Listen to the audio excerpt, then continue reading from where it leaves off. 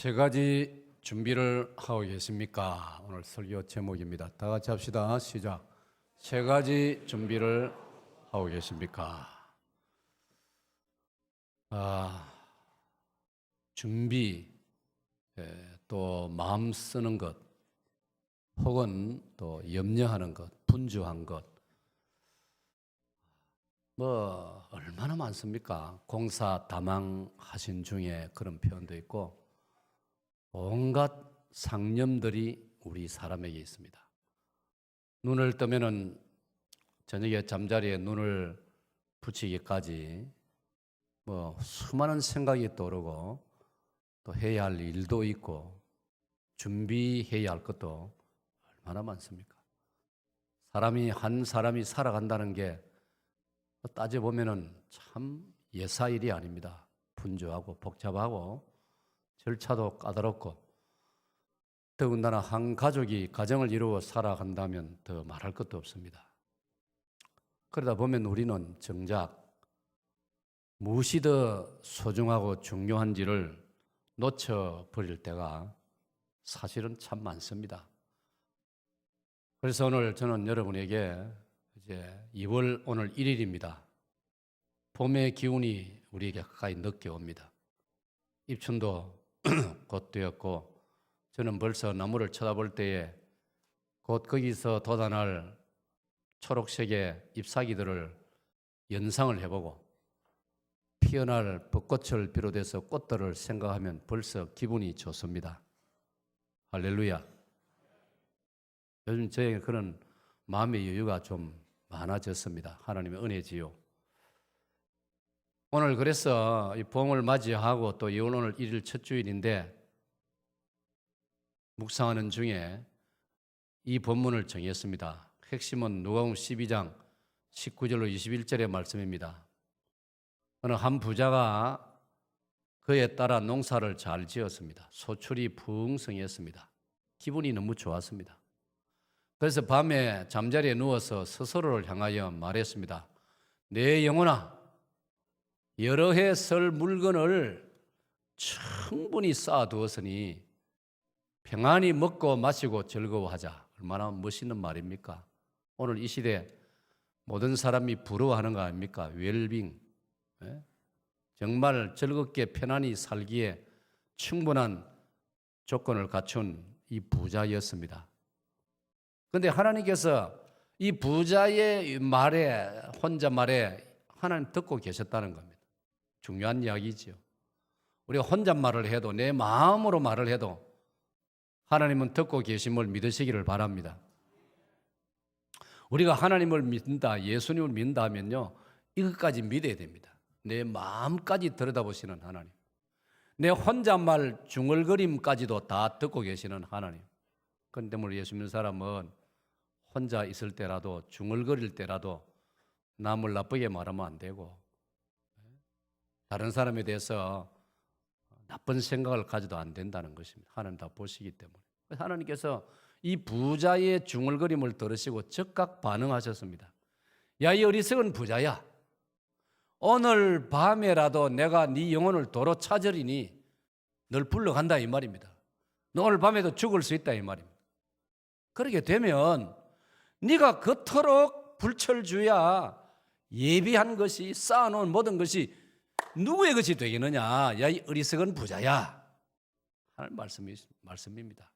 그리고 21절에 보면 여기 대해서 이제 마지막 해석을 내리기를 자기 재물에 집중만 하고 하나님께 대하여 부요치 못한 자가 이와 같다. 무슨 말입니까? 하나님과의 관계가 전혀 안 돼 있고 하나님 만날 준비가 전혀 안 돼 있는 사람은 바로 이 부자와 다를 바가 없다. 여러분, 어디 이 부자 한 사람만의 이야기이겠습니까? 그러면 하나님께 대하여 부요해야 된다는 것을 오늘 말씀의 제목으로 연결시키면 준비를 해야 한다 이 말이에요.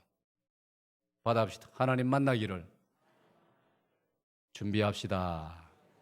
그 이야기입니다. 그래서 세 가지 준비를 저는 성경에서 묵상하고 정리를 했습니다.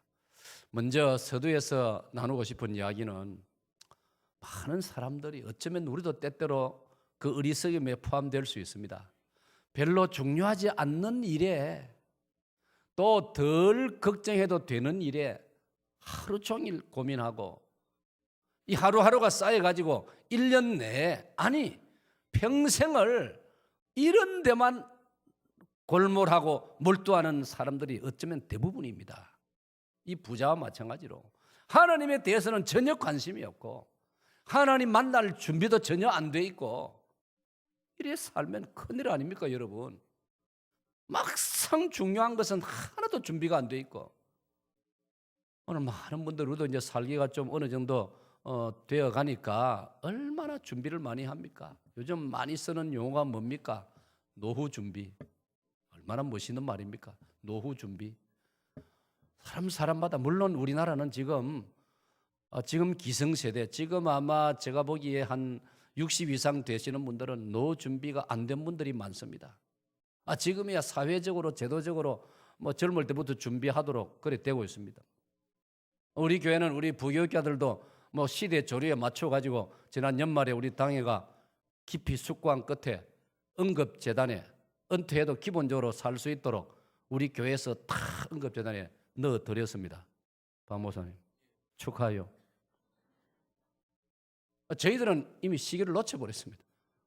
우리들은 뭐 응급재단이 생겨도 거기에 뭐 가입할 여력이 없어가지고 놓쳐버렸습니다. 나이가 들고 이제 우리도 가입해도 되겠다 조금 마음의 여유가 생겨서 연락해 보니까 답변이 오기를 목사님 나이가 지났습니다. 아이고 나 나이 얼마 안 된 줄 아는데 그 말 듣고 쇼크 받았습니다. 응급재단에 가입할 나이가 지났다는 겁니다. 그런데 축하해요. 사랑하는 여러분, 오늘 우리 이 시대에 우리 한국 사람들 뭐 60 넘으신 분들은 뭐 사실 자식들을 위해서 희생하느라고 제대로 노후 준비가 안 돼 있는 분들이 거의 대다수입니다. 자료에 다 나와 있지 않습니까? 그러니까 사실은 자녀들이 책임을 져야 되는 거예요. 부모님들 노후가 너무 비참하도록 그러면 안 됩니다. 자녀들이 철저히 책임져야 됩니다. 이제 그 다음 세대는 점점 뭐 사회적인 그런 준비가 되기 때문에 뭐 좀 나아지겠지만은 그러다 보니까 오늘 뭐 아직도 지구상을 둘러볼 때에 뭐 이 문제 제대로 해결된 나라는 뭐 선진국 뭐 몇몇 나라에 불과하지 않습니까? 절대 다수가 기아선상에 허덕이고 삶의 질이 뭐 아직 형편없지 않습니까? 그래서 우리가 일반적으로 보면은 사람들은 어떤 문제에 집중하고 있습니까? 무엇을 준비한다고 집중합니까? 여러분 대부분이 의식주 문제입니다. 의복, 음식, 주거지 이 의식주 아닙니까? 이 의식주 준비에 사실은 사람들이 평생을 여기에 매달려서 골몰합니다. 이 준비해 보려고. 그것도 뭐 그것만 해도 벅차지요. 대부분의 사람들이 그거 준비하는데 벅차지 않습니까? 그러나 성경은 거기 이렇게 말씀하고 있는 거예요. 마태 6장 25절 읽어보면요. 그러므로 너희는 무엇을 먹을까, 무엇을 마실까, 무엇을 입을까 염려하지 말라. 이는 다 이방인들이 구하는 것이요. 아버지께서는 너희들에게 무엇이 필요한지를 아시느니라. 그런데 이 말씀을 왜곡하면 안 됩니다. 그럼 가만히 있어도 의식주면 저절로 해결되네? 아니지요. 성경은 또 다른 곳에 뭐라 말씀합니까? 힘써서 일하라. 여세 동안에 힘써 네 모든 일을 하라. 네 손이 수고한 대로 먹을 것이라. 그러니까 우리가 낮일 동안에 햇볕이 있을 동안에 낮 시간에는 부지런히 일하면은 먹고 살 수 있다고 성경은 말씀하고 있는 거예요. 그런데 우리는 오늘 본문에 나오는 단어처럼 영혼을 가진 존재이기 때문에 먹고 마시는 문제로만 인생이 다 되는 게 아니라 이 말입니다. 영혼이 있기 때문에 우리 기독교 신자는 삶의 준비를 좀 달리 생각해야 된다고 말씀하고 있는 거예요. 솔로몬 정말 구약성경 보면은 대단한 사람이었습니다. 그는 정말 잘 살았습니다. 성경에 의하면은 솔로몬 이전에도 솔로몬 이후에도 솔로몬만큼 인생의 호강을 누린 왕이 없을 것이라고 말씀하고 있습니다. 대단했습니다. 열왕기상을 읽어보면요, 솔로몬의 왕궁은 금칠로 해놨습니다. 그 밥상의 모든 그 수저, 식기, 그 용기들이 전부 금입니다. 서바의 여왕이 소문을 듣고 도대체 이 솔로몬이라는 사람이 모르는 것이 없고 학문이 뛰어나고 너무나 대단하게 살고 있다는데 한번 가보자. 그 당시 왕이지만 여자입니다. 여왕이 그 먼 길 서바의 여왕, 오늘날 말하면 저 사우디아라비아의 맨 남쪽에 남북 예멘이 있는 거기입니다. 거기서 이스라엘까지 예루살렘으로 찾아왔습니다. 도대체 이 솔로몬이라는 남자가 어떤 사람인지 와서 보고 그리고 대화하고 자기가 궁금했던 질문을 하고 솔로몬이 답변을 하고 그 서바 여왕이 자기 소감을 말하는 장면이 성경에 기록되어 있습니다. 내가 당신에 대하여 듣기만 했는데 와서 당신 직접 내가 만나보고 내 궁금한 거 질문해보고 당신의 해박한 답변 지식을 보니까 소문보다도 더 월등히 뛰어나는 분이다. 더 나아가서 당신 나라 예루살렘 성전, 당신 궁궐, 당신 백성들 대단하더라고. 정신이 현란하여 기절할 것 같았다라고 서바 여왕이 자기 소감을 말하고 있습니다. 대단하지 않습니까? 그런데 여러분 부럽습니까? 마태복음 6장 29절을 보면 예수님께서 한마디로 이 솔로몬을 케어 펀치를 가합니다. 뭐라 말씀하십니까? 솔로몬의 모든 영광으로도 입은 그 모든 것은 이 꽃 한 송이만도 못하느니라. 여러분 이 말씀 과장된 것 같습니까? 예수님 말씀이? 저는 그렇게 생각하지 않습니다. 예수님 말씀은 너무나 분명한 말씀입니다. 사랑하는 여러분, 하나님께서 우리에게 주시는 이 아름다운 자연, 하나님이 창조하신 이 우주 만물, 저 야생화 한 송이, 저 이름 없는 들판 외진 곳에 피어있는 꽃 한 송이를 자세히 들여다보세요. 얼마나 아름다운지, 얼마나 순결한지. 그 꽃 한 송이를 쳐다보고 내 마음에 감동이 다가오고 내 마음에 평강이 일어나고 내 마음이 행복해진다면 그 사람은 솔로몬보다도 더 행복한 사람인 줄로 믿습니다. 여러분, 우리 예수 믿는 사람은요 가끔 그런 자부심을 경험해야 됩니다. 내가 솔로몬보다 더 행복해. 왜? 나는 이 꽃 한 송이를 통해서도 하나님의 존재하심을 느낄 수 있고 하나님의 위대하심을 발견할 수 있고, 그래서 꽃 한 송이를 쳐다보면서 나는 어디에서 얻을 수 없는 행복을 느끼고 마음의 평강을 느끼고 내가 이 꽃 한 송이를 쳐다보면서 하나님을 찬양할 수 있으니 수많은 궁정의 악대를 동원하고 수많은 노래 잘하는 사람들을 데리고 사는 솔로몬보다도 내가 더 행복해. 가끔씩 여러분 이렇게 우리가 고백할 수 있어야 됩니다. 할렐루야. 어떤 사람은 먹는 데 취미가 너무 대단한 사람이 있어요. 제가 그제 이야기 들어보니까요, 사천 비행장 옆에는 우리나라에서도 이름난 보신탕 음식집 몇 군데 있는데 서울서도 그거 먹으러 비행기 타고 내려온대요. 이야, 참 희한한 세상이다 생각이 들어요. 부산에서요 그 뭐 차 타고 혹 갈 수 있는지 모르지만 서울서도 그거 먹으러 내려온대요. 여러분, 그 경기도 주변에, 서울 주변에 경기도 지역에 얼마나 음식점이 많습니까? 그 보신탕 잘하는 데가 없겠습니까? 희한한 취미를 가진 사람 다 있어요. 여러분은 그거 잡수고 싶어도 부산에서 사 잡수세요. 말라 거기까지 갑니까? 저는 물건 살 때 있어도요, 어디 갔다가도 아이고 부산 가서 사야지. 내가 이렇게 부산을 사랑하는 사람입니다. 여기에 나가도 아이고 우리나라 가면 얼마나 좋은 게 많나? 저는 우리나라 와서 사는 사람입니다. 할렐루야. 뭐 다 못 해드리지만 혹시 내가 외국 가다 들어올 때 여러분 중에 뭐 외국에 뭔가 하나 안 와서 나한테 선물로 안 하겠나 기대하지 마세요. 설령 한들 내가 부산 와서 삽니다.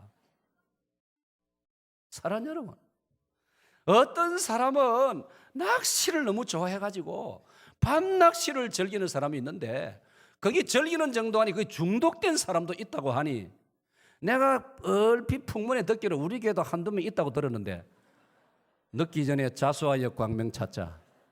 진짜입니다. 그 습관 안 고치면 내가 이름 폭로할 깁니다. 아니 예수님이 성경에 뭐라 했습니까? 밤이 되면은 아무 일도 못하리니 밤에는 자야 하리라. 할렐루야. 그게 성경 말씀입니다. 왜 부인 놔두고 저 바위에 가가지고 바다에 가가지고 낚시하고 있습니까? 예? 성경을 읽으면 고린도서 뭐라 했습니까? 기도할 틈을 얻기 위하여 부인하고 양녀를 구하고 따로 잘 수 있다 이 말입니다. 기도하기 위해서 예배당에 와서 기도를 한다든지 예를 들어서 그거 외에는 분방하지 말라. 낚시한다고 분방하면 안 됩니다. 여성 여러분 가만히 있지 마세요. 그런 가정이 있으면 내한테 신고하세요. 부인들께서 내가 당장 고쳐놓을 테니까. 여러분 그런 취미 너무 가지면 안 돼요. 제가 왜 여기에 좀 목소리를 높이느냐, 제 외가 친척 가까운 분 한 분이요 낚시하다가 밤에 낚시하다가요 바위에 미끄러져가 죽어버렸어요. 시신도 못 건졌어요. 아니 그 후손들이 그래, 우리 아버지 우리 할아버지 밤에 낚시 갔다가 미끄러져 돌아가셨다, 시신도 못 찾았다. 얼마나 불명예스럽습니까? 우리 아버지 독립운동하다 돌아가셨다. 얼마나 자랑스럽습니까? 인생을 그래 살아야지. 그래 별것 아닌 이상한 데 취미 붙여가지고 그래가 되겠습니까? 안 됩니다. 담배를 너무 좋아하시는 분, 어제도 제가 손님이 오셔가지고 저 산성을 구경시켜 드린다고 차를 몰고 저 부산대 뒤쪽 산성으로 올라가는 거. 다른 도시에서 오신 분인데 얼마나 좋아. 부산에 이렇게 아름다운 데 있습니다. 근데 가다 보니까요 등산하고 내려온 분들 완전 등산복에 짜였는데 내려오면서 담배를 피우대는데 내가 참 차 세워놓고 말리고 싶더라고요. 보소, 공기 좋은 거 마시려고 산에 와놓고는 웬 담배요. 진짜 거꾸라는 사람들이 많아요. 이상한 취미. 사랑하는 여러분, 오늘 성경은 우리에게 말씀합니다. 어떤 사람은 오늘 이 부자와 마찬가지로 우리나라의 어떤 사람은요 한평생 구멍가게에 출발해가지고요 우리나라의 최고 1등 그룹을 만들었습니다. 그러나 그분 때가 되니 폐암에 걸렸습니다. 그분은 자기 죽음에 대해서 생각해 보지 않은 사람입니다. 사업하느라고 세계적인 기업을 만드느라고 거기에만 몰두하다가 자기 인생에 대해서, 죽음에 대해서, 다음 세상에 대해서 전혀 준비가 안 된 분이었습니다. 그런 어른이었습니다. 그분이 폐암에 걸려서 일본에서 수술하고 미국에서 수술하고 안 됩니다. 나이가 많으면 무슨 소용이 있습니까? 결국 그런 병에 걸리면. 그래서 이분이 어느 날 종이에다가 A4 용지에다가 이제사 인생에 대해서 고민을 해보기 시작하는데 늦었지 않습니까? 이 몸 병들었고 오늘 내일 적었습니다. 뭘 적었느냐? 인생이란 무엇이냐? 죽음이 왜 죽어야 되느냐? 교회에서는 죽고 나면은 천당이 있다 하는데 지옥이 있다 하는데 그 사람 질문에 진짜 천국과 지옥이 있는가? 죽고 나면은 하나님의 신의 심판이 있다고 하는데 로마 그 바티칸에 가면은 최후의 심판이라는 그림도 있고 하니까 심판이 정말 있는가?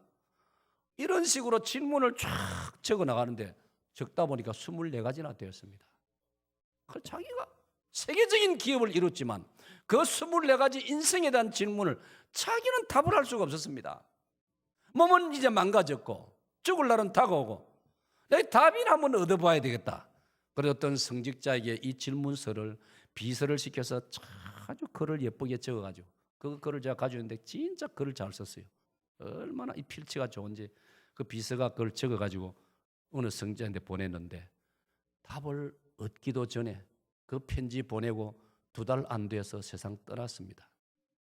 사랑하는 여러분, 준비해야 될 것에 대한 준비는 전혀 하지 않고 그저 이 땅에 속한 그것만 붙들고 거기에만 몰두하다가 인생을 끝내버리면 안 된다라고 성경은 말씀하고 있는 거예요.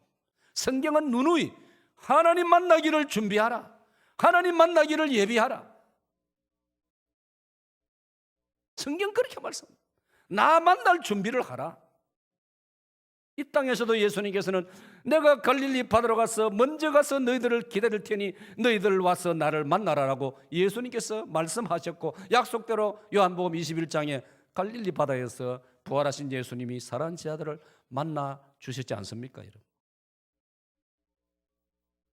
지금도 그 재벌의 아들 되는 또 한국의 대표적인 재벌 그룹의 총수는 지금 오래 병원에 입원해가지고 지금까지 집에 가지 못하고 있습니다. 어떤 기사 보니까 집에 가고 싶어서 집에 가서 치료를 하면 안 되나?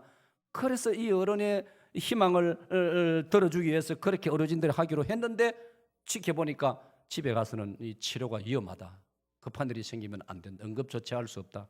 그래가지고 자기가 세운 병원에 지금도 그냥 병원에서 사실은 의식이 아직 제대로 안 돌아온 상태에 있지 않습니까?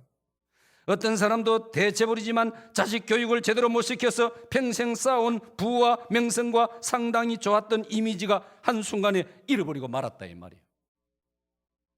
정말 보다 중요한 문제에 대한 준비를 거의 하지 않고 우리가 살고 있다는 거, 이걸 우리는 알아야 됩니다. 어떤 사람은 그 어렵다는 육군, 해군, 공군, 사관학교를 합격해가지고 그 어렵다는 동료들은 다 중간에 추풍낙엽되고 끝까지 올라가서 몇몇 소수만 장군이 됩니다. 스타가 됩니다. 여러분, 우리 군대의 장군은 몇 사람 안 됩니다. 그 기수 중에 몇 사람 안 됩니다. 그러므로 장군 된 사람은 여하튼 대단한 사람들입니다. 아무나 장군 되는 게 아니에요. 그런데 요 근래 보십시오. 장군 된 사람들이 정말 해야 될 준비 소홀히 해가지고 자기 관리 잘 하지 않고 자기 처신 준비 훈련 잘 안 해놓으니까 다른 훈련 다 됐죠. 장군으로서 공군이라면 전투기도 몰 수 있고 육군이라면 뭐 총도 잘 쏘고 지휘도 잘하고, 그러니까 장군이 안 됐습니까? 그러나 자기 관리 준비 제대로 안 되니까 엉뚱한 뇌물을 받아먹고 국산 장비 만드는 회사에 돈 받아먹고 아니면 또 이런저런 윤리적으로 문제가 생기고 해가지고 중간에 추풍낙엽으로 떨어지고, 어떤 장군은 강에서 다리에서 떨어져서 자살을 하고, 여러분 이게 자기 부인이나 자녀들에게 평생의 고통을 주는 것 아닙니까? 여러분 왜 그렇습니까? 자기 준비를 잘 안 했단 말이에요.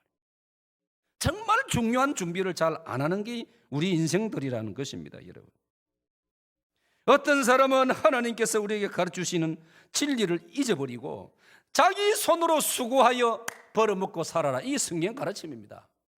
창세기 3장에 이미 하나님께서 아담과 하와에게 네 손으로 땀을 흘려야, 네가 얼굴에 땀을 흘려야 먹으리라. 시편 127편에는 네 손으로 수고해야 먹을 것이다. 성경이 다 가르쳐놔. 여섯 동안에 열심히 네 일을 해야 한다. 그런데 일하기는 싫고 일확천금을 노려가지고 밤새도록 도박하고 노름하고 해가지고 지금도 가정을 폐가망신시키고 가족들을 비참하게 만드는 이상한 인간들이 지금도 강원도 정선으로 모여들고 있지 않습니까? 그 어떤 곳인지 함부로 가지 마이소요. 큰일 납니다. 강원도 정선 가지 마세요.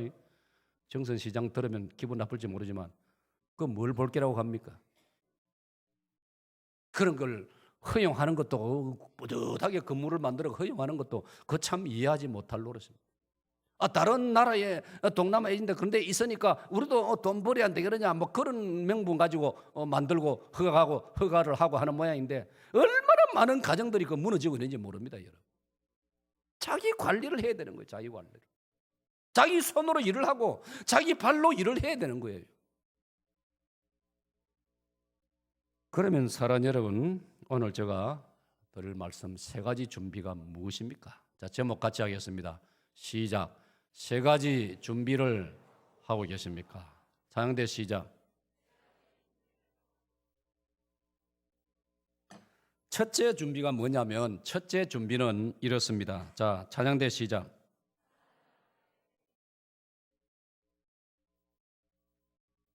사랑하는 여러분, 내 인생이 어떻게 비춰지고 있는가? 사람들 앞에만. 여러분 잘 들으세요. 사람들은 누구나 자기를 잘 모릅니다. 내 얼굴에 무슨 뭐 흠이 묻었는지, 여성 여러분의 뭐 이 립스틱이 옆으로 뭐 삐뚤어지게 잘못 그려져 있는지 본인은 잘 모릅니다. 거울을 보지 않고는 잘 모릅니다. 밖에 나가서는 남이 말 안 해주면 잘 모릅니다. 남은 너무나 잘 압니다. 나에 대해서. 정작 내가 나를 모른다 이 말이에요. 나라는 인간이, 우리 각자 자기 이름을 생각해 봅시다. 나라는 인간이 다른 사람 눈에 어떻게 비춰지고 있는가, 이걸 우리는 보통 의식을 안 한다 이 말입니다. 이걸 하루에 한 두서너 번은 의식한다면 우리가 인생을 함부로 안 살 것입니다. 조심할 것입니다. 오늘 새벽에 제가 예배당에서 목양실에서 극도방송 드리니까 놀라운 이야기가 나오더라고요. 사람 얼굴에는, 잘 들으세요, 이거 너무 내용이 좋아서 내가 진짜로 공짜로 가르치기 아까운데 우리 사랑하는 교우들이니까 가르쳐드립니다. 사람 얼굴에는 근육이 80개가 있답니다. 근육이 요래요래가 모아져가 이제 우리 얼굴이 됐단 말이에요. 80개 얼굴인데 이 근육 80개를 가지고 인상을 만들 수 있는 게 7,000가지를 만들 수 있답니다. 안 믿어지죠? 의사들이 하는 이야기니까 믿어야지요. 몇 개 만들 수 있다고요? 복습을 하겠습니다. 근육이 몇 개라고요? 80개 근육으로 7,000가지 인상을 만들 수 있다. 이야, 참 놀라운 걸 봤어요. 잘 들어보세요. 죄송합니다, 여성 여러분. 여러분들 얼굴 예쁘게 보이려고 화장하지 않습니까? 난 아무리 생각해도 여성 동지 여러분 고생이 많습니다. 저는 오늘 바빠가지고 로션도 하나 못 발랐습니다. 그래도 얼마나 멋있습니까? 할렐루야. 아니, 아까 일부에 마치고 어떤 장리 집사님 부부가 기도 좀 받겠다고 저한테 올라왔는데 그 여집사님이 가까이서 보니 어제 앉아서 마주 보더니 목사님 화면에서도 좋더만은 가까이서 보니까 진짜 목사님 얼굴이 너무 좋네요. 내가 할렐루야 하나님 은혜지요. 그래 답을 했는데 얼마나 좋습니까? 좋지요? 사장님 좋습니까? 좀 시원하게 이해하세요. 뭐 그걸 인색합니까 그래. 사랑하는 여러분. 근데 보세요. 화장하는 신경은 우리가 쓰는데 내 마음의 화장은 신경 안 쓴다 이 말이죠. 문제가 그 이야기입니다. 정작 마음의 화장을 신경 쓰면은 화장은 보통 해도 아름답다 이 말이에요. 할렐루야. 오늘 중요한 가르쳐 드렸습니다. 잠언 4장 23절에 무릇 지킬 만한 것 중에 네 마음을 지키라. 생명의 근원이 이에서 남이니라. 우리 생명도 마음에서 난다면 얼굴의 아름다움 당연히 마음에서부터 나오는 거예요. 마음이 아름다워야 얼굴도 고와지는 거예요. 할렐루야. 그럼 미인 되기를 원하십니까? 미남 되기를 원하십니까? 마음을 잘 먹으세요. 좋은 마음 가지시기를 축원합니다. 그게 최고의 화장 방법이라 이 말이에요. 예? 그렇습니다. 오늘 사랑하는 여러분, 그중에 저는 묵상하는 중에 가장 우선적인 게 뭐냐? 자녀의 눈에 내가 어떻게 비춰지고 있느냐? 그거 정말 중요한 문제. 물론 적어도 한 30 이상 넘은 자녀라면 그거는 이제 지 인생 지가 살아야 되니까 부모님 핑계 댈 것도 없고 20대 이하, 20대 자녀를 가지신 분들, 10대 나이의 자녀를 가진 분들, 아직 어린 초등학교, 유치원 이 어린 자녀들을 가진 부모님 계시면은 중요한 이야기입니다. 자녀들의 눈에 내가 어떻게 비춰지고 있는가? 중요한 이야기입니다, 여러분. 저는 이 설교를 준비하다가 신라의 마지막 왕태자였던 마이태자가 생각이 났습니다. 왕건이 사만통일의 주인공이 되었을 때 고려의 수도 개경은 축제 분위기에 휩싸였습니다. 그 모습을 차마 볼 수 없었던 사람이 있으니 그는 신라의 마지막 태자입니다. gen헌이 왕건에게 항복을 하자 신라의 마지막 왕인 경순왕에게도 선택의 순간이 다가왔습니다. 그렇게 강하다고 자신하던 gen헌까지 후백제 gen헌까지 항복했다면 이 허약해져버린 신라는 어찌 될 것인가? 지금 우리 군사로는 기세등등한 고려군과 맞서 싸운다는 것은 죽음에 뛰어드는 것과 마찬가지가 아닌가? 경순왕이 그렇게 아주 나약한 생각에 빠지고 말았습니다. 그래서 왕은 신하들에게 말했습니다. 짐이 생각할 때 이대로 가다가 우리 신라는 다 망할 수밖에 없으니 차라리 고려에 항복 문서를 보내는 것이 낫다고 보. 신하들은 경순왕의 말에 놀라서 말했습니다. 대왕마마 아니되옵니다. 그럴 수는 없습니다. 이제라도 천년사직을 지켜야 할 것 아니겠습니까? 그런 말씀을 이제 마시옵소서. 왕은 다시 말했습니다. 나는 방도가 없어. 그대들이 방법이 있으면 말을 해보시오. 안타깝지만 신하들도 입으로만 애국을 부르짖을 뿐 나라를 구할 구체적인 방법은 없었습니다. 경순왕은 다시 말했습니다. 안타깝지만 항복하는 수밖에 없소. 이때 태자는 아버지이어서 왕자들 중에 다음 왕 될 왕자를 태자라 부릅니다. 태자가 나서서 왕에게 말했다. 아바마마 마지막 순간까지 싸워보시지도 않으시고 천년사직의 우리 신라를 고려에 넘기시다니요. 아직 신라에는 수천 명의 화랑들이 나라를 지키고 있사옵니다. 경순왕이 말을 했습니다. 화랑들도 이미 기상을 잃었다고 생각하고 있다. 만약 우리가 덤벼들면 고려가 우리를 이대로 놔두지 않을 것이다. 그리고 경순왕은 신하를 시켜 고려에 보낼 항복 문서를 작성하고 말았습니다. 아들의 눈에 비춰진 아버지 경순왕의 허약한 모습을 역사는 말해주고 있습니다. 태자는 슬픔에 겨워 울음을 참을 수가 없었습니다. 천년을 이어온 나라가 이제 사라진다는 것이 믿을 수가 없습니다. 항복 문서를 차마 볼 수가 없어서 눈물만 흘렸습니다. 태자는 나라를 잃은 자가 어찌 밝은 세상을 볼 수 있겠느냐며 금강산으로 들어가 살았습니다. 그리고 금강산에서 삼배 옷을 입고 풀을 뜯어먹으면서 살다가 일생을 마쳤습니다. 그래서 이 신라의 마지막 태자를 일컬어 우리는 베옷을 입은 태자라 하여 마이태자라고 부르고 있습니다.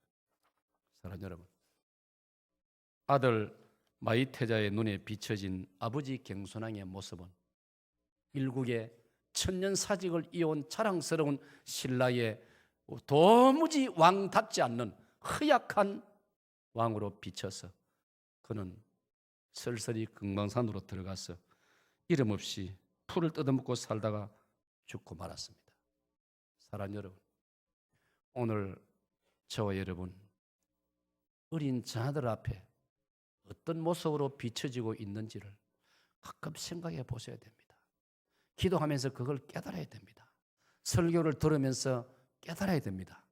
그래서 그래도 우리 부모님은, 우리 아버지는, 우리 어머님은 이 험한 세상을 살면서 그래도 믿음을 지키는 분이었다. 나에게 신앙을 가르쳐 주었다. 나에게 신앙을 개성시켜 주셨다. 우리 부모님은 주일 성수하라고 가르치셨다. 우리 부모님은 생활이 어렵더라도 11조를 하라고 가르쳤다. 우리 부모님은 삶이 어려울지라도 말씀을 믿고 쉬지 말고 기도하고 항상 기뻐하고 범사에 감사하라고 가르쳤다. 그리고 우리 부모님은 실제로 우리 보는 앞에 그렇게 사셨다. 이런 이미지를 보여주는 우리 부모님들이 되시기를 축원합니다.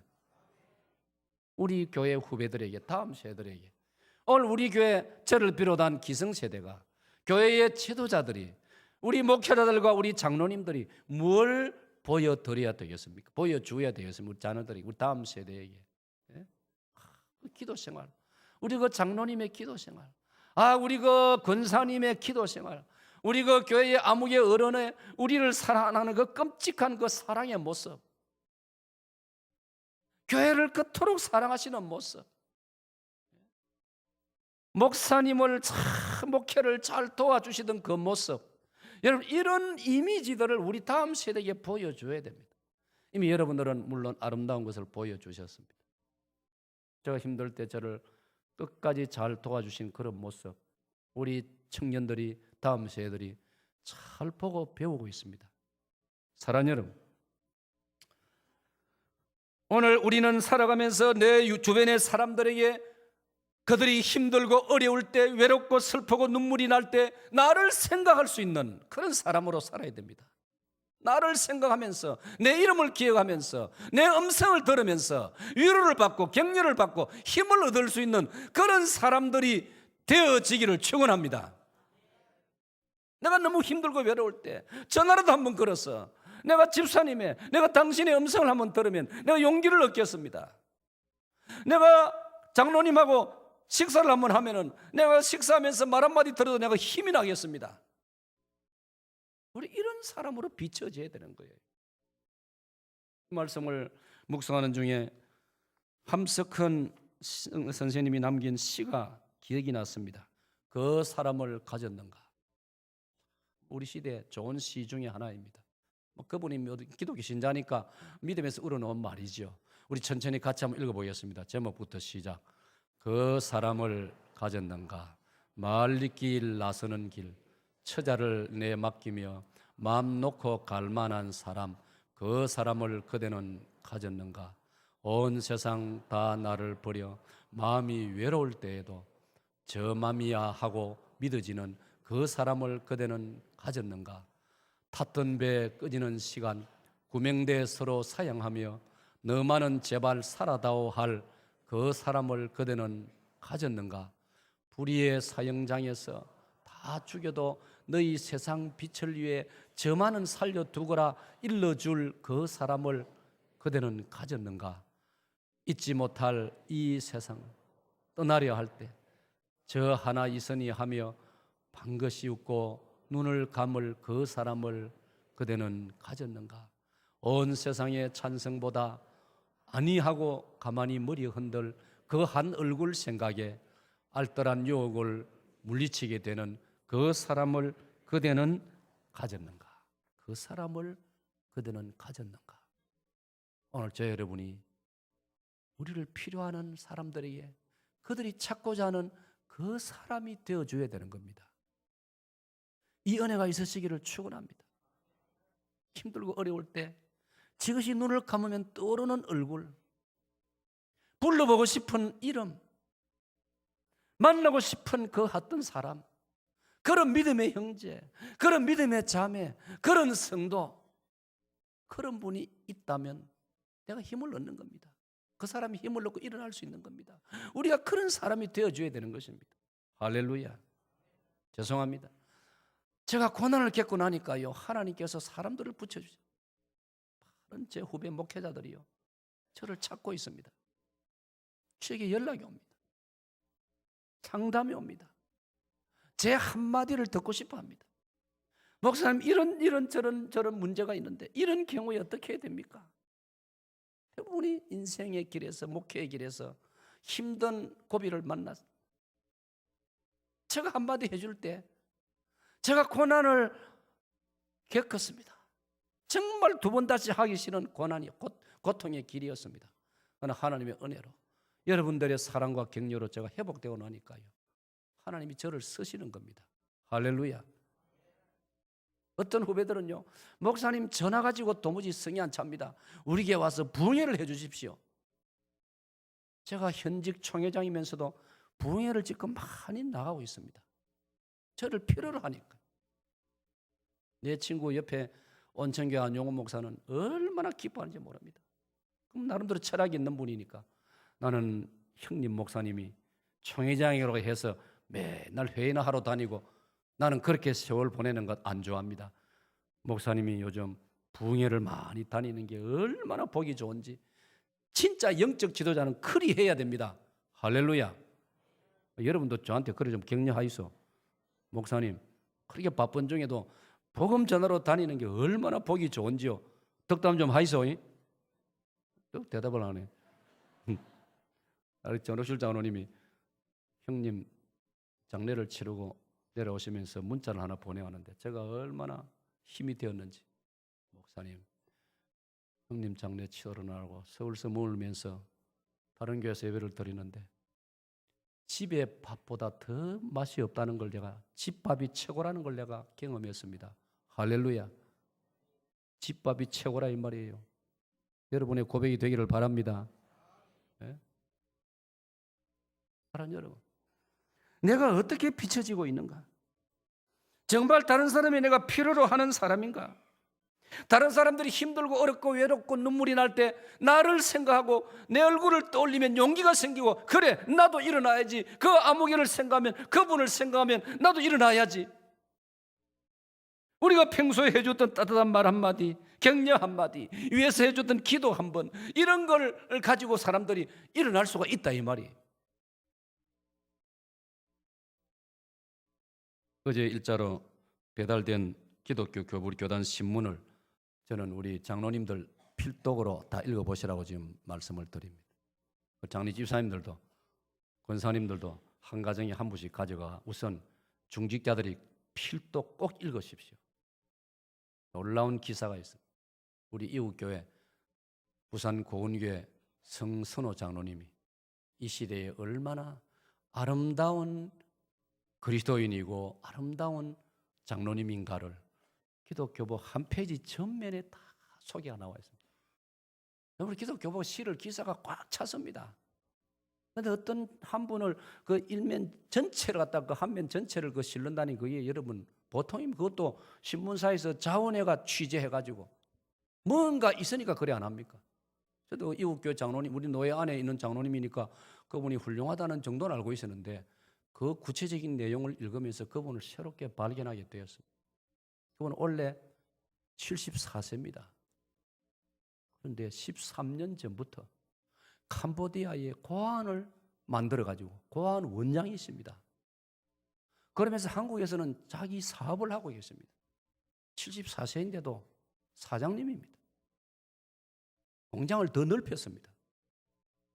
매달 300만 원을 캄보디아에 보내고 있어요. 매달 300만 원. 그 아들 먹이기 위해서. 그 아들 학교 보내기 위해서. 벌써 그 돌본 학생 어린 고아가 자라가지고 캄보디아에서 대학을 이번에 졸업을 했습니다. 사랑하는 여러분, 대단한 참 정신을 가지. 그러면서 얼마나 그분이 겸손한지 아시는 분들 다 뭐 아시죠? 제가 뭐 말씀만 제 이상으로 아는 우리 장로님들 다 계십니까? 아, 귀한 분이다. 제가 문자를 보냈습니다. 고신의 장로님, 고마운 장로님, 자랑스러운 장로님. 내가 다른 이야기 문자니까 내가 신문을 봤다 그런 소리도 안 하고 그냥 그렇게 해서 장로님을 축복합니다. 본인 보고 알아들었지 무슨 말인지. 아, 목사님이 신문을 읽었구나. 요즘은 제가 설교를 준비하면 하나님 간증거리를 주셔요. 필요하도록 이야기거리를 주셔요. 어제 금요일 날 회의를 하는데 저쪽에 구시청자리 옆에 하얀 빌딩 안에서 옛날 국제신문 빌딩, 그 16층에서 우리 부산 군성교 총회를 하는데 제가 이제 회장으로 다음 교단 돌아가면서 하는데 다른 교단 목사님에게 맡기는 총회를 하러 갔습니다. 거기에 부산 공교 담임 목사님도 왔습니다. 당연히 마치고 이심전심 내가 출발하기 전에 각오를 했어요. 목사가 틀림없이 올 건데 지차를 가져왔으면 지차를 타고 돌아올 기고 나처럼 지하철을 타고 왔으면 같이 지하철을 타고 돌아오면서 이런저런 이야기를 나누어야지. 자기도 지하철 타고 왔어요. 그 마치고 지하철 타고 오면서 내가 축하를 했어요. 정 목사요, 축하해요. 내가 신문에서 장로님 기사를 읽고 내가 은혜 받고 정말 내가 기분이 좋았습니다. 그래, 저 담임 목사 이런 말을 해요. 목사님, 이런 사연이 있습니다. 하면서 이야기를 해요. 무슨 사연? 그 부산교회는 좀 작은 교회입니다. 목사님, 제가 몇 년 전에 규모가 큰 교회에서 청빙이 와서 사람인지라 그렇지 않습니까? 모두 목회자가 청빙이 와서 제 마음이 흔들렸습니다. 그래서 제가 시무를 한번 옮겨서 큰 교회에 가서 목회하고 싶은 마음이 생겨서 거의 반성락하고 거의 성락하려고 하다가 새벽 계단에 기도만 하면은 성장로님 얼굴이 떠올랐어. 내가 미루다가 세월이 지나서 이제는 이미 본교에서 20년도 넘었고 나이도 이제 이렇게 되었고 그래서 제가 평생을 장로님하고 같이 목회하고 살고 있습니다. 사랑하는 여러분, 그 장로님을 담임 목사가 지켜보면서 담임 목사 우리 목회자보다 더 하나님을 사랑하고 더 복음을 사랑하고 더 교회를 사랑하고 그 캄보디아 선교하면서도요 교회는 조금도 의지하지 않고 장로님이 자기 자비량으로 자기가 회사에서 번 돈으로 자비랑 선교를 하면서 저는 목회 철학에 장로님들을 눈치채고 있지만 저도 교회 중직자라면 일반 우리 평신도 출신 중직자라면 노후에 선교를 해도 자비랑 선교를 해야 됩니다. 교회 의지하면 안 됩니다. 목회자는 완전한 신학생 목회자로서 평생을 살았기 때문에 교회의 도움으로 선교를 하지만 일반 성도들은 자비랑 선교를 해야 됩니다. 그게 덕스럽습니다. 그래서 정 목사님을 축하했습니다. 그래, 맞습니다. 그 한 분 그런 장로님 모시고 목회하는 것만으로도 정 목사님이 행복하게 생각하니 참 보기가 좋습니다. 사랑하는 여러분, 오늘 우리는 어떤 모습으로 비춰지고 있는가? 성경은 우리에게 말씀하고 있습니다. 고린도후서 2장 15절에 보면 그리스도의 향기가 되어라. 고린도후서 3장 3절에 보면 그리스도의 편지가 되어라. 마태오 5장 16절에 보면 너희 행실을 착하게 가져 너희 착한 삶을 보고 세상 사람들이 하나님께 영광을 돌리게 하라. 할렐루야. 이 준비를 해야 되는 겁니다. 두 번째 준비가 뭡니까? 두 번째 준비는 죽음에 대한 준비를 해야 됩니다. 다 같이 읽습니다. 시작.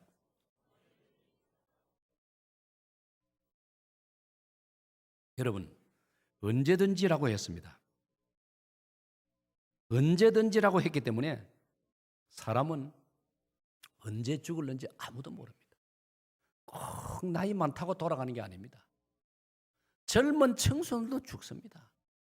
어린 소년, 유아도 죽습니다. 언제 죽을지 모릅니다. 그렇기 때문에 준비를 해야 됩니다. 서두에 말씀드린 것처럼 한국 최고의 재벌, 돈 벌고 회사 키우고 세계적인 유명한 기업이 되노라고 죽음을 생각 안 했던 겁니다. 세계 최고의 병원도 가지고 있고 뭐 하니까 그렇게 쉽게 죽으리라고 생각 못한 거지요. 회사 키우는 일에 평생을 쏟았습니다. 올인, 집중했습니다. 갑자기 다가온 죽음에 대한 준비가 전혀 없었습니다. 왜 죽어야 되는지도 몰랐습니다. 죽고 나면 천당 지옥이 있는지 없는지 어떤 날 생각하면 있는 것 같기도 하고 어떤 날 생각하면 없는 것 같기도 하고 인간을 심판한다 죽고 나면은 어떤 날 생각하면 신이 인간을 심판하겠느냐? 왜? 세상에는 악한 사람도 많으니까 세상에서 다 심판 못 받으니까 하나님이 심판하시겠나? 어떤 날은 그런 생각이 들다가 어떤 날은 또 안 그럴 것 같기도 하고 그러다가 갑자기 세상 떠나고 말았지 않습니까? 언젠가는 어느 때인지 모르지만은 한 번 죽는다고 성경은 말씀하고 있는 겁니다. 그리고 이 죽음은 반드시 찾아오는 겁니다. 죽음은 반드시 찾아오는 겁니다. 이거 피할 수 있는 사람 아무도 없습니다. 그럼 우리는 준비를 해야 되는 겁니다. 그래서 사람들은 준비를 잘못하고 있어요. 거꾸로 하는 사람들이 많아요. 죽음 준비는 안 해놓고 장례식 창하게 하고요. 장례식을 어떻게 치를 것인가 다투고 싸우고요. 지금도 어떤 집안에 가면요, 장례식 가지고 얼마나 싸운지 압니까? 자녀들 중에 믿는 자녀가 있고 안 믿는 자녀가 있으면요, 안 믿는 자녀들은 얼마나 고집이 센지 모릅니다. 절대로 기독교식으로 하면 안 된다. 부모님, 아버님, 어머니 살아 계실 때는 별로 효도도 안 하고 찾아뵈도 안 해놓고 죽고 돌아가시고 나면 장례식을 어떻게 할 것인가? 그래도 부모님이 살아계실 때 교회에 한 몇 번 오시기도 하고 또 세상 떠날 때 그래도 교회에서 관심 가지고 기도도 해드리고 했으니까 믿는 자녀가 한두 사람 있어가 기독교식으로 하면 좋겠다 하면 절대로 양보 안 합니다. 여러분 그거 얼마나 어리석은 일입니까? 살아계실 때 부모님이 돌아가시기를 생각하고 말 한마디도 따뜻이 해드리고 자주 문안도 드리고 부모님 마음 편하게 하고 부모님 걱정 안 하도록 삶을 올바르게 살고 깨끗하게 살고 이래야 안 되겠습니까?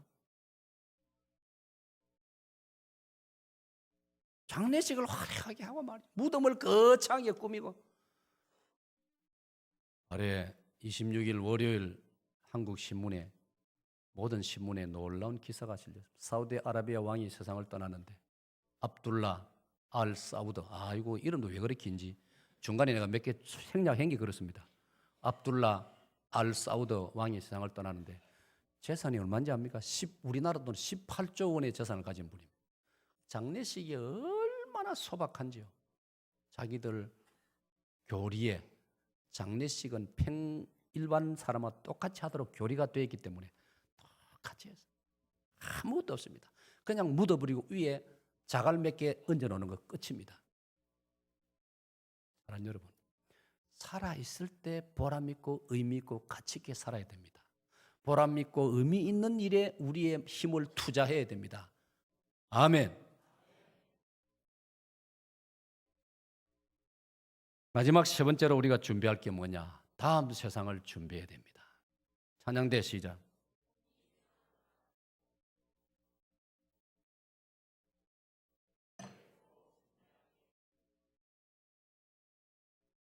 받아합시다. 다음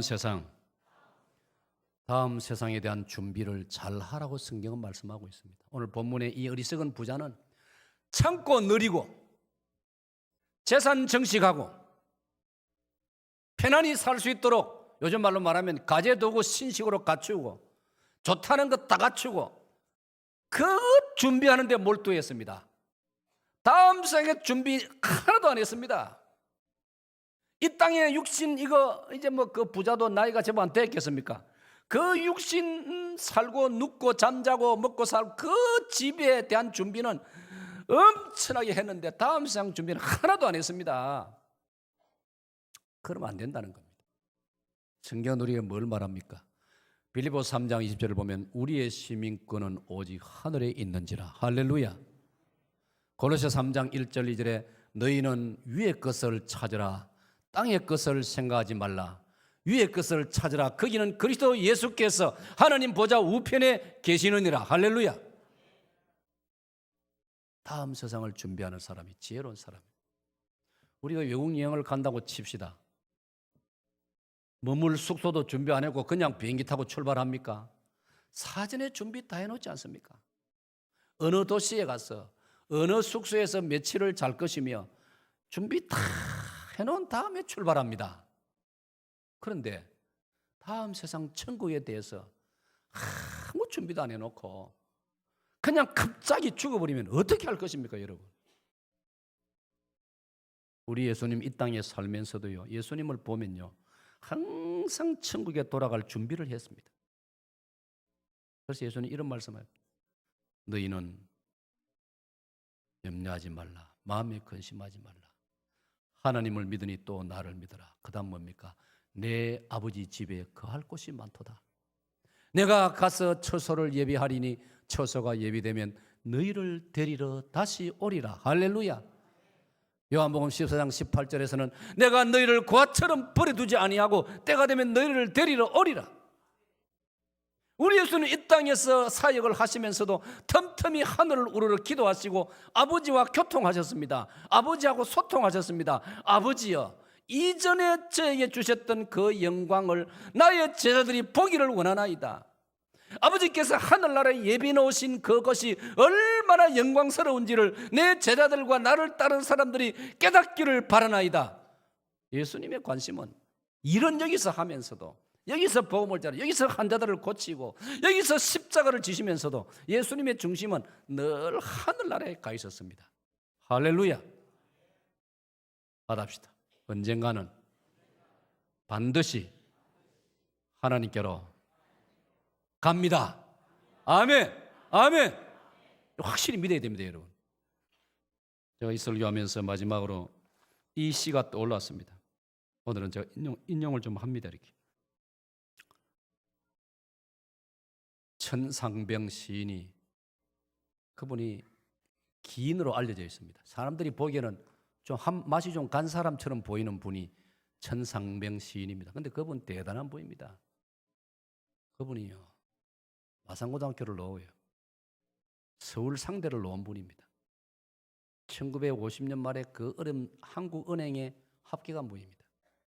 근데 이분이 철학이 뭐 어찌된지 다 나중에 내버리고 그냥 온 우리나라 전국을 다니면서 밥 얻어먹고 술집 가서 술 얻어먹고 다방에 가서 차 한잔 얻어먹고 그래 전국을 다닌 사람이에요. 대단한 사람이에요.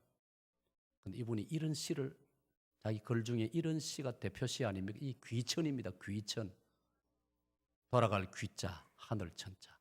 하늘로 돌아가리 하는 제목의 시입니다. 정말 감동적입니다.